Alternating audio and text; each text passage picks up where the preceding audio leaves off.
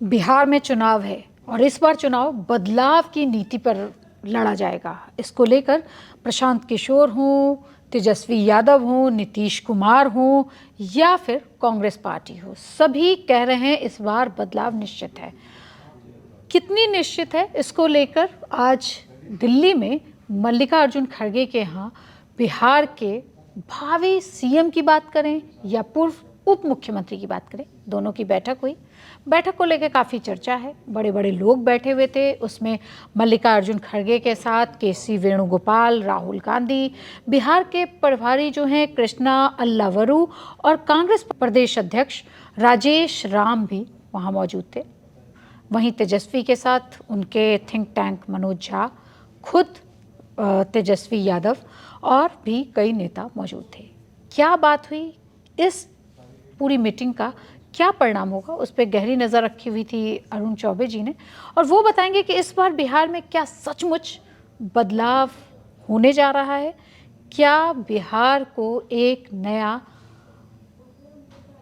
रास्ता मिलने जा रहा है। पलायन वहाँ की बड़ी समस्या है, बेरोजगारी वहाँ की बड़ी समस्या है, महिलाओं की समस्याएं वहाँ बहुत ज़्यादा हैं, पैसे वहाँ नहीं मिलते समय पे, स्वास्थ्य वहाँ की बड़ी समस्या है।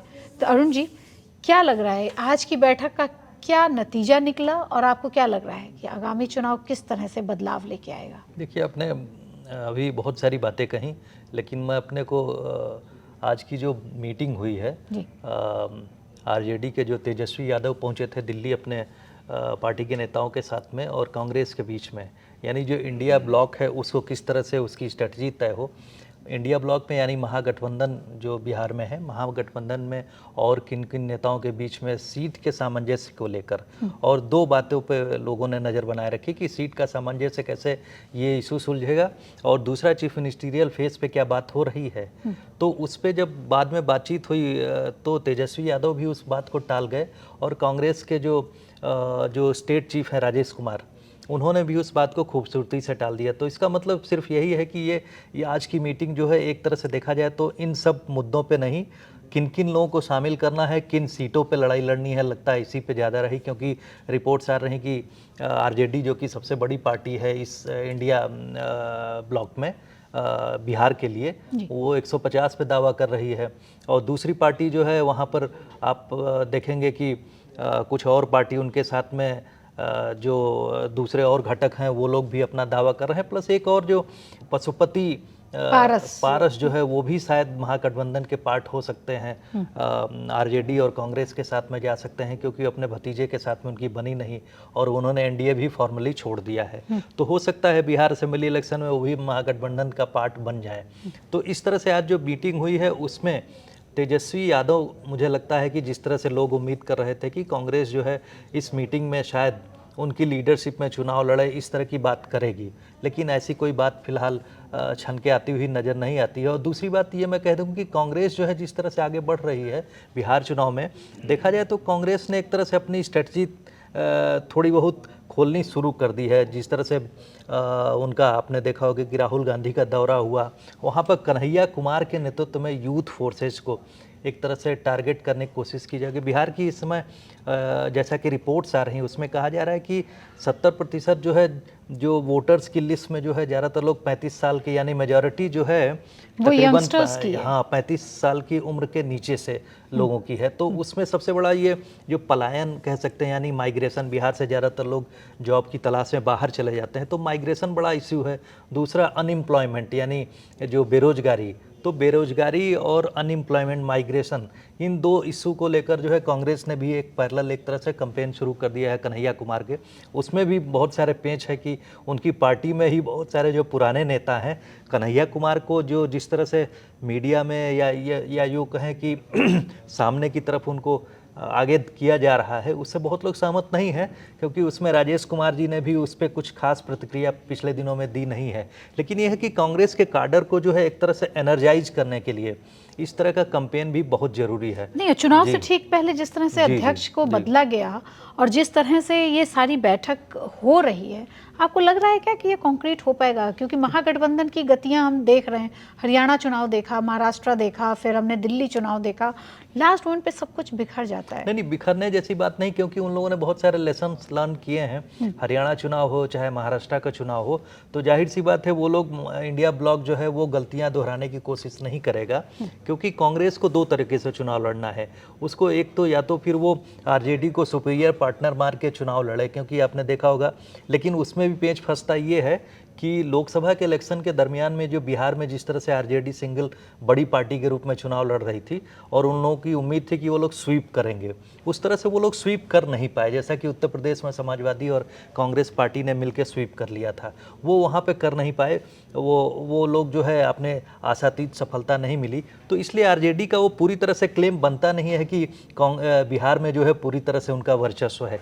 इसीलिए शायद कांग्रेस ने, आपने देखा होगा, जो पिछले जो प्रदेश अध्यक्ष थे उनकी नज़दीकियां लोग कहते हैं कि लालू यादव से ज़्यादा थी, तो उनको साइलेंटली किनारे करके जो है नए नेता को लाया गया है जो दलित वर्ग से आते हैं, और दलित वर्ग की वहाँ पर पॉपुलेशन जो आप जानते हैं कि तकरीबन 17-18% है, तो एक मेजर चंक उसका है। प्लस और जैसे मुस्लिम वोटर्स को लेकर कांग्रेस जिस तरह से आसान्वित हमेशा रही, उत्तर प्रदेश का चुनाव है चाहे उसके और भी बाकी चुनाव हुए हैं, तो उसमें जो है कांग्रेस पार्टी पैरेलल भी स्ट्रेटजी के साथ चल रही है, आप देख रहे हैं। तो उस पैरेलल स्ट्रेटजी में, क्योंकि कांग्रेस हमेशा से आरजेडी की पिछलग्गू की तरह से बिहार में चुनाव लड़ी है, तो हो सकता है इस बार अगर बात नहीं बनती है तो कांग्रेस बड़े बोल्डली, क्योंकि चुनाव में कांग्रेस पार्टी अभी भी नेशनल पार्टी तो है ही, बिहार में उसकी स्थिति दूसरी है, वो अलग बात है, लेकिन उसके पास अगर अच्छे नेता, कन्हैया कुमार जैसे नए नेता, और उन्होंने प्रदेश अध्यक्ष एक युवा, एक फ्रेश फेस आगे किया है, तो उनकी स्ट्रेटजी दिखती है कि साहब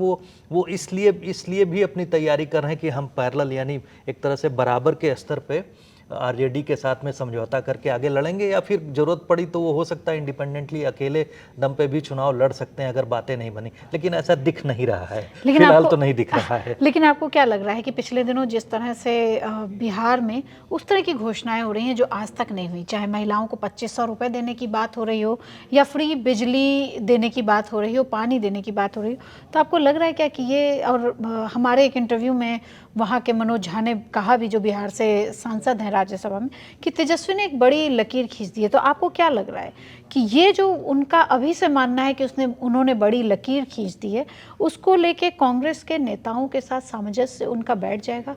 क्योंकि आज की मीटिंग का कोई नतीजा खुल के सामने नहीं आया, और 17 को एक मीटिंग की बात और कही। जी हाँ जी, अब 17 में जो तेजस्वी यादव ने कहा कि 17 को हम लोग पटना में मिल रहे हैं। जी जी। तो मैं ये कहूँगा, जैसे आपने मनोज झा जी का नाम लिया कि उन्होंने कहा तेजस्वी ने बड़ी लकीर खींच दी है, तो जाहिर सी बात, तेजस्वी उनके नेता हैं, पार्टी के नेता हैं, तो उनके बारे में वो उस तरह की बात कहेंगे ही। तेजस्वी ने ऐसा कुछ बहुत बड़ा नहीं किया है, जाहिर सी बात है उनको उप चीफ मुख्यमंत्री बनाया गया, तो उस अलायंस में नीतीश कुमार के साथ में नीतीश कुमार ने ही उनको उस तरह की जो है, एक तरह से देखा जाए तो कंपल्सन में वो पद दिया। उसमें जैसा वो क्लेम करते हैं कि हमने अपने चुनाव में जो है 10 लाख जॉब्स देने की बात कही थी, और जब 2 साल हम लोग साथ में रहे तो हमने 5 लाख भर्तियां करवाई, तो 5 लाख भर्तियां करवाई, वो धरातल पे तो नहीं दिख रहा है फिलहाल। 5 लाख जॉब्स बिहार में बहुत मायने रखता है, लेकिन उसके बाद ये कहिए कि वो जनता की साइकी में वो जो पोल प्लैंक है वो घुस चुका है इस समय। लगता है कि उस यूथ के साथ में तेजस्वी ने अपने को एसोसिएट कर लिया है, ये बड़ी बात उन्होंने की है, इसको ईमानदारी से स्वीकार किया जाता है। और जो नई पीढ़ी की राजनीति में, जो नई पीढ़ी आई है राजनीति में नीतीश कुमार और लालू के बाद में, उसमें Tejashwi Yadav no doubt forefront पे दिखते हैं। वो आने वाले समय के चीफ मिनिस्टर हैं, इसमें कोई दो राय नहीं। इस बार बनेंगे उस पर कुछ नहीं कहा जा सकता, क्योंकि अभी बीजेपी और जेडीयू का अलायंस मजबूत है, और बीजेपी में भी आपने देखा कि नीतीश कुमार के ही नेतृत्व में चुनाव लड़ने के लिए बीजेपी ने कह दिया है, उनके अमित शाह ने अनाउंसमेंट कर दिया है कि अभी वही उन्हीं के नेतृत्व में लड़ा जाएगा। वो अलग बात है कि अभी कल या परसों की जो एक मीटिंग हुई जिसमें हरियाणा के चीफ मिनिस्टर सैनी साहब गए थे, उन्होंने जो है सम्राट चौधरी को कहा कि उनके नेतृत्व में बिहार में जो है बीजेपी पताका फहराएगी, तो उससे कंट्रोवर्सी भी हो गई। कई लोगों ने क्रिटिसाइज किया है, इवन जेडीयू के जो वहाँ के स्पोक्स पर्सन उन्होंने क्रिटिसाइज किया है, तो उठापटक चल रही है और लोग कहने की कोशिश कर रहे हैं कि अभी नीतीश कुमार ही प्रभावी हैं, उन्हीं के चेहरे को आगे रखकर जो है बिहार का चुनाव अच्छा, लड़ा एक जाएगा। सवाल आ रहा है इस नीतीश कुमार जी के नाम के बाद मेरे अंदर कि जिस तरह से पिछले कुछ दिनों में नीतीश कुमार का वीडियो आ रहा है, वायरल हो रहा है, और उसके बाद पहले उनके बेटे को भी कहा गया कि वो नहीं आएगा, और वो भी अब फॉरफ्रंट पे आ रहा है सामने, और उसने भी खुद कहा, निशांत कुमार उनका नाम है, और वो कह रहे हैं कि अगले सीएम भी मेरे पिता ही होंगे। तो आपको क्या लग रहा है, इस वीडियो वायरल कराने का, कभी वो तीर फेंक देते हैं दशहरे के समय, कभी वो महिला को इधर उधर कर देते हैं, कभी उनके कुछ इशारे वाली, सदन में बैठे हुए इशारे वाली फोटो है, इसको दिखा के क्या उनकी छवि को धूमिल करने की कोशिश हो रही है? ये तो एक पक्ष है इस बात का कि एक नैरेटिव दिखाने की कोशिश की जा रही है कि उनके चाहे प्रतिद्वंदी हो या जिस भी तरीके से एक बड़े सटल तरीके से ये नैरेटिव दिखाने की कोशिश की जा रही है कि नीतीश कुमार जी का चेहरा जरूर आगे है, सबसे प्रभावी नेता जरूर हैं, लेकिन वो अब जो है उनकी हिज इनिंग्स आर ओवर।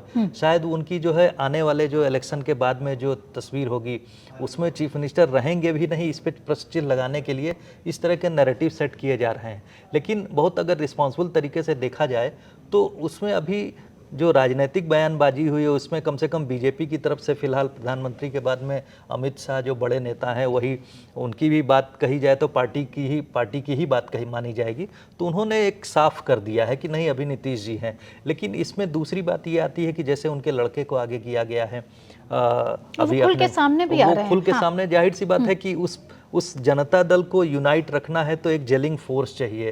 तो नीतीश कुमार के सबसे नज़दीकी उनके परिवार का व्यक्ति होगा तो शायद वो पार्टी यूनाइटेड रहे। तो ये ज़्यादातर रीजनल पार्टीज़ में आपने देखा है कि परिवार का ही कोई व्यक्ति आगे आ जाता है तो उसके इर्द गिर्द पार्टी जो है टूटती नहीं, बनी रहती है। तो ये तो दूसरी बात है। लेकिन राजनीतिक कंपल्सन है, बहुत सारी चीज़ें जो है अभी ऊहापोह के उसमें है।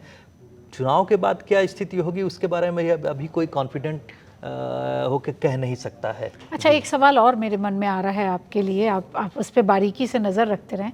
नीतीश कुमार जो है हमेशा पलटू राम रहे हैं और वो कभी भी पलट जाते हैं, और आपने देखा कि किस तरह से वो आरजेडी से टूट के, और वो सीएम तो वही रहे लेकिन चीज़ें बदल गई एकदम पीछे से। 19-20 साल लगातार चीफ मिनिस्टर रहे, कई बार शपथ लेते रहे लेकिन चीफ मिनिस्टर वही रहे। पार्टियां बदलती रही, सपोर्ट बेस बदलता रहा, ये अलग बात है। तो ये उनकी जो है जो पॉलिटिकल श्रूडनेस कहते हैं, उनकी जो राजनीतिक पैतरेबाजी है उसमें श्रूडनेस है। वो अपने इर्द गिर्द ही जो है सत्ता को नज़दीक में बने रहें, शीर्ष पे बने रहें। तो ये उनकी एक तरह से कैपेबिलिटी है नीतीश कुमार जी की कि कोई भी आया, किसी भी तरह से लोगों ने कोशिश की उनको अटैक करने की, लेकिन उन्होंने अपने को बनाए रखा। तो जाहिर सी बात 20 साल का तकरीबन जो है बहुत बड़ा मौका होता है। उसके बाद में आप देख रहे हैं राजनीतिक परिवर्तन हो रहा है। यूथ की हम लोग अभी बात कर रहे थे तो उस श्रेणी में पीके भी, प्रशांत किशोर भी आ गए। मैं आ ही रही थी तो वो 2 साल उन्होंने पदयात्रा की, गांव-गांव घूमे, और पिछले साल 2 अक्टूबर के आसपास उन्होंने अपनी जन स्वराज पार्टी लॉन्च की है।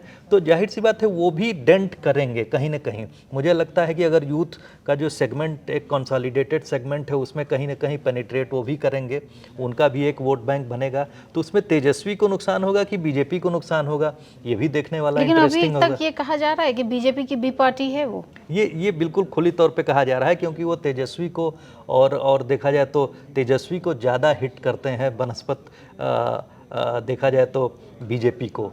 तो इस तरीके से आप कह सकते हैं कि वो तेजस्वी के सपोर्ट बेस को जो है हिट कर सकते हैं। लेकिन तेजस्वी की पार्टी यानी आरजेडी जो कि जिस तरह कास्ट कॉम्बिनेशन के साथ लड़ती है, वहाँ पर उन लोगों की एक लिगेसी भी है लालू यादव की, तो उसको ब्रेक करना इतना आसान नहीं। उनका जो MY फैक्टर है वो बहुत कंसोलिडेटेड है, तो उसको ब्रेक करना थोड़ा सा भी मुश्किल लग रहा है। तो लालू यादव का जो पूरी प्लानिंग रही है वो बिहार में कितना ब्रेक होता है, और जिस तरह से मल्लिकार्जुन खड़गे हों या तेजस्वी हों, उन्होंने कहा कि बदलाव निश्चित है, ये तो आने वाला समय बताएगा। लेकिन हम लगातार बिहार चुनाव पर आपके साथ जुड़े रहेंगे।